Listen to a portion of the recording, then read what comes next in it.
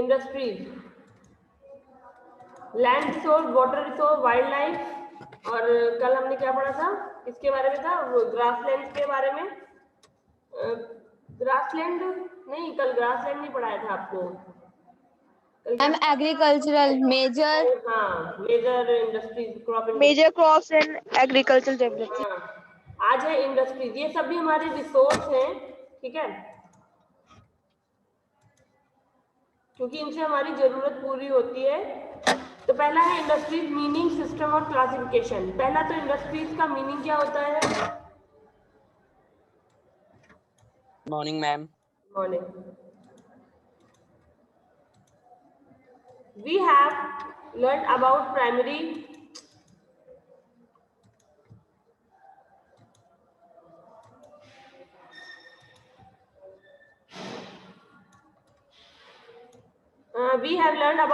activities like farming and fishing. Let us read about the secondary and the tertiary activities which form part of the economy.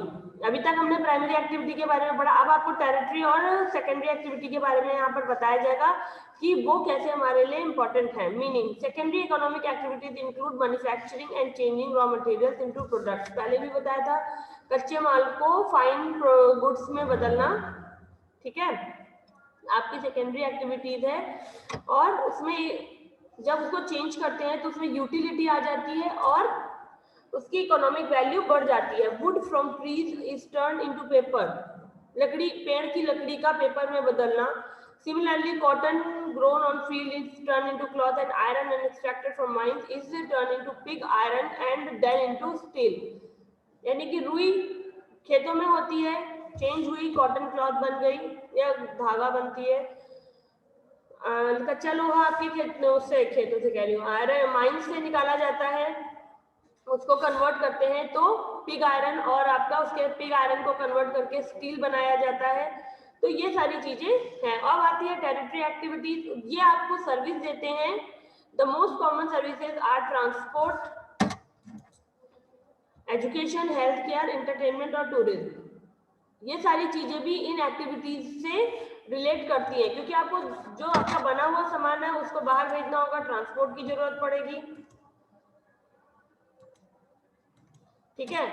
आपको इसके बाद transport की जरूरत पड़ती है, आपको उसके लिए एजुकेशन होनी चाहिए, क्योंकि जब तक आपके पास स्किल नहीं होगी, आपको वो नॉलेज नहीं होगा, आप कैसे किसी चीज को चेंज कर सकते हो।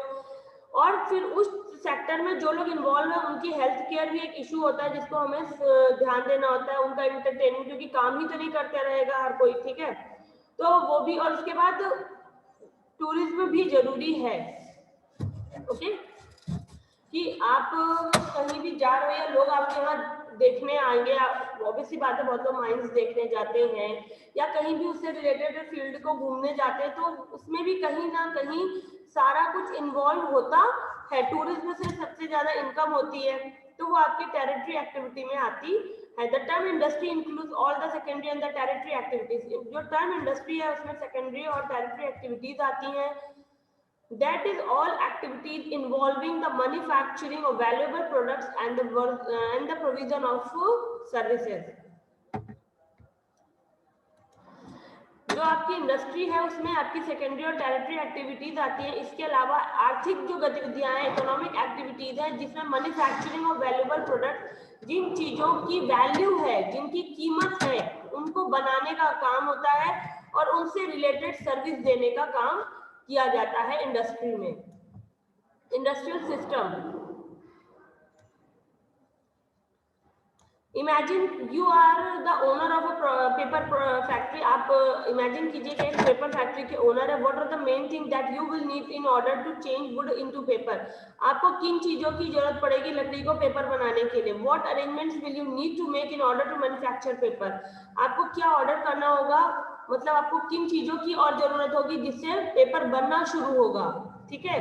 First you will need the correct inputs. आपको इनपुट्स की जरूरत पड़ेगी। इनपुट्स कल बताया था, जो मेन जिससे आपका प्रोडक्ट रेडी होता है। यानी एग्रीकल्चर में आपका सीड था, फर्टिलाइजर थे, ठीक है, सॉइल था, ये सारा कुछ, और आपकी क्लाइमेट है, ये सारा इनपुट है जिसके मिलने से एक क्रॉप तैयार होती है।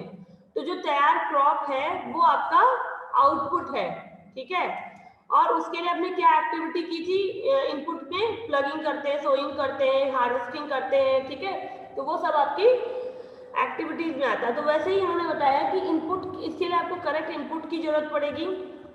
The include various raw material, आपको कच्चे माल की जरूरत होगी, जैसे लकड़ी है, केमिकल है, डिफरेंट मशीन्स की जरूरत पड़ेगी। Workers to carry out the different part of the process, आपको डिफरेंट पार्ट से वर्कर्स लेने पड़ेंगे। Vehicles to transport the wood factory space, जहाँ पर फैक्ट्री होगी वहाँ पर आपको ट्रांसपोर्ट की जरूरत पड़ेगी लकड़ी को ट्रांसपोर्ट करने के लिए। And power for the machine, machine चलने के लिए भी पावर की जरूरत पड़ेगी। उसके बाद you will have to make sure that the correct process is followed to convert wood into paper। उसके बाद आप ये सोचोगे कि एक सही प्रोसेस को फॉलो किया जाए कि जो पेपर है, जो वुड है वो पेपर में कन्वर्ट हो जाए। Example, the piece of wood must be boil in the correct amount of water, लकड़ी के जो वो है, लट्ठे हैं या लकड़ी है, जो उसको करेक्ट अमाउंट ऑफ वाटर में बॉयल किया जाए, उसमें सही तरह से केमिकल्स को मिलाया जाए और उसका जो पल्प तैयार होता है वो सही तरह का पल्प हो, यानी बहुत पतला ना हो और बहुत ज्यादा गाढ़ा ना हो। जिस क्वांटिटी की, जिस अमाउंट और रेशियो से वो तैयार किया जाता है वो रेशियो होना चाहिए। तो at the end of the process, आखिर में you will have your output, फिर आपको आपका आउटपुट मिल जाता है। This is the finest paper and the income earned by selling it to other factories और द होलसेलर। इसके बाद आप उसको अदर फैक्ट्रीज को सेल करते हो या होलसेलर को सेल करके आपको पैसा मिलता है।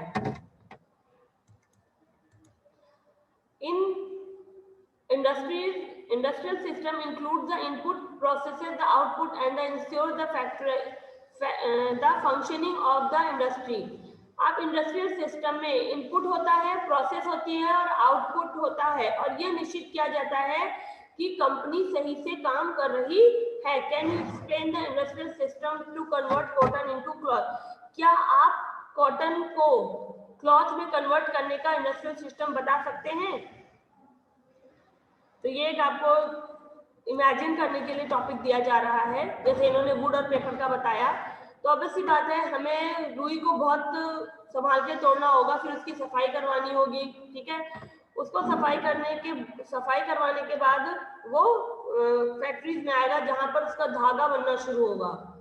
सबसे पहले धागा बनता है, उसके बाद, और धागा जब बन रहा हो तो सबसे जरूरी चीज है कि क्लाइमेट बहुत ज्यादा ड्राई ना हो और बहुत ज्यादा वेट ना हो। एक ह्यूमिड क्लाइमेट हो, मॉडरेट क्लाइमेट हो आपका, जिसमें धागा में ना, रुई में तो बहुत ज्यादा नमी होगी तो धागा निकलेगा नहीं, और अगर बहुत ज्यादा हॉट क्लाइमेट हो जाएगा तो धागा टूटना शुरू हो जाता है, बन नहीं पाता है। उसके लिए मॉडरेट जब क्लाइमेट होगा तो धागा आराम से बनता है बिना टूटे हुए, ठीक है। इसीलिए गुजरात, महाराष्ट्र में कॉटन इंडस्ट्री ज्यादा, क्योंकि वहां का क्लाइमेट मॉडरेट है। उसके बाद जब वो धागा बन जाएगा तब कपड़ा बुनना शुरू होता है।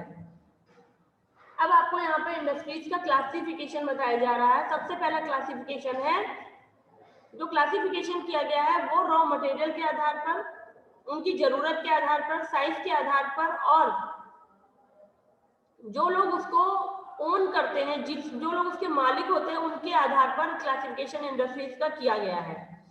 पहला क्लासिफिकेशन है रॉ मटेरियल्स के आधार पर। एग्रो बेस्ड इंडस्ट्रीज, यानी कि जो खेती पर बेस्ड है, यानी कि आपका फ्लोर में जो ये आटा मिल होती है, फ्लोर इंडस्ट्रीज होती हैं, वो हो गई।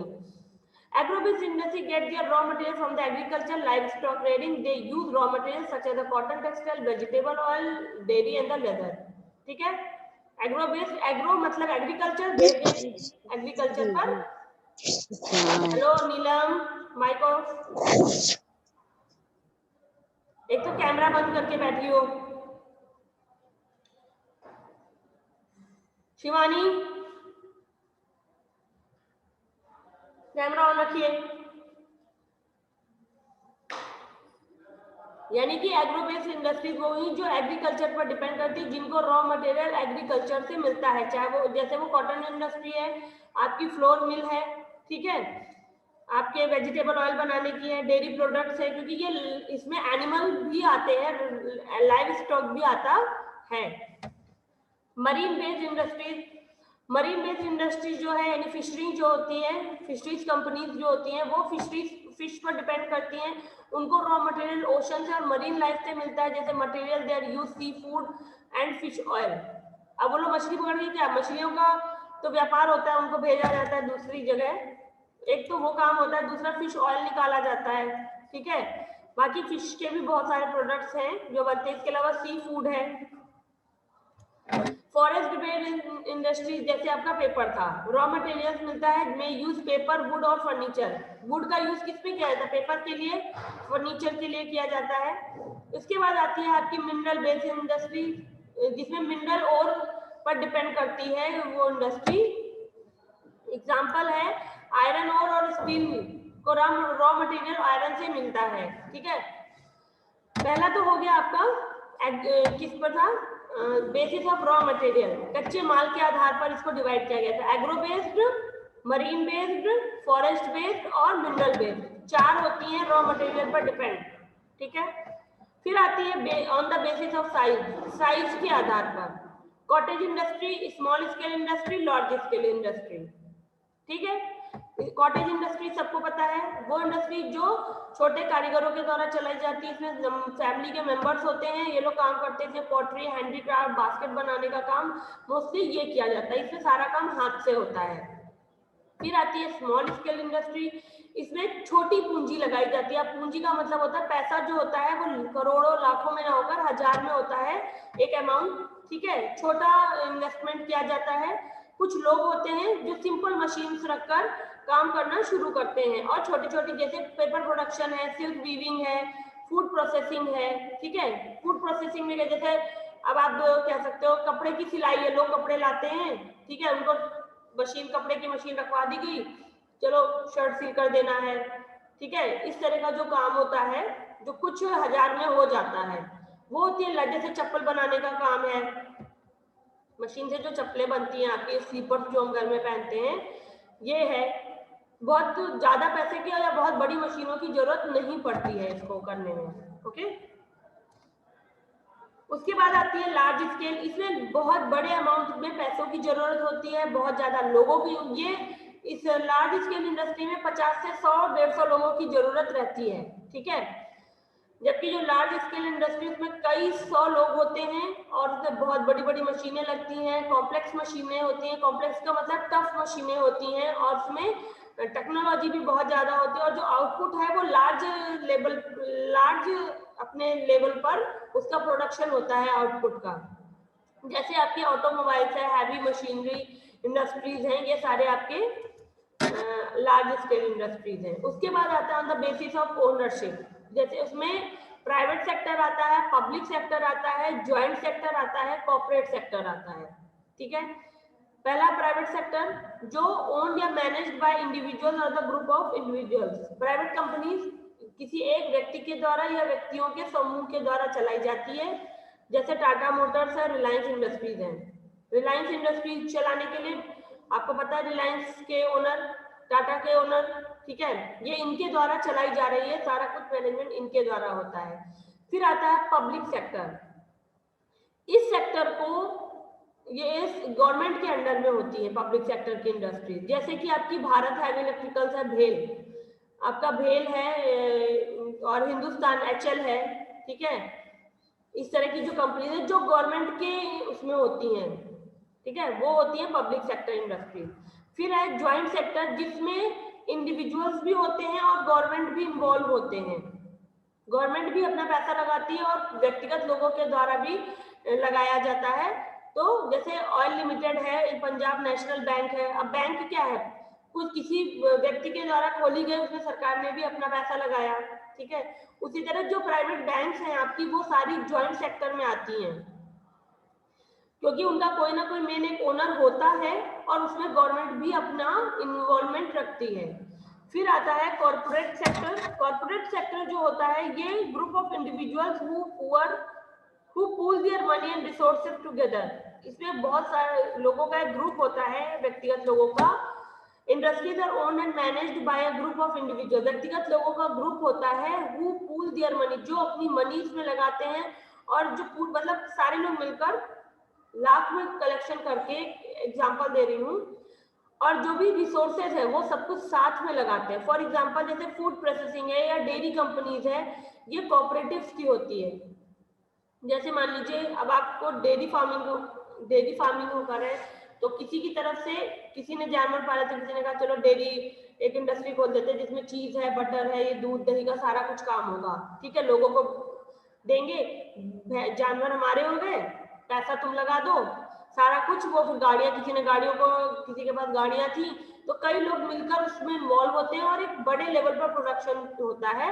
जैसे अमूल है, कोऑपरेटिव सेक्टर की इंडस्ट्री है, ठीक है। मदर डेयरी है आपकी, आप कह सकते हो, वो भी कोऑपरेटिव सेक्टर में आती है, कि कई लोग मिलकर उसमें साथ देते हैं और प्रोडक्शन होता है। अब आपसे केस स्टडी दी जा रही है, process of manufacturing paper.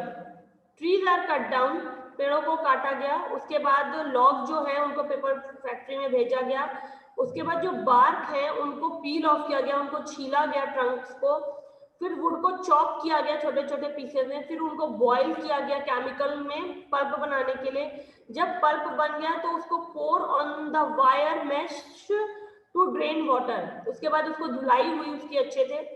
Thick pulp is pressed between hot rollers many times, और रोलर्स के बीच में पेपर को कई राउंड में प्रेस किया गया। A paper roll is form, उसके बाद पेपर का रोल बन गया, ठीक है, जो कितनी आसानी से पेपर बन गया। बस जैसे हमने पढ़ा वैसे ही पेपर बना था।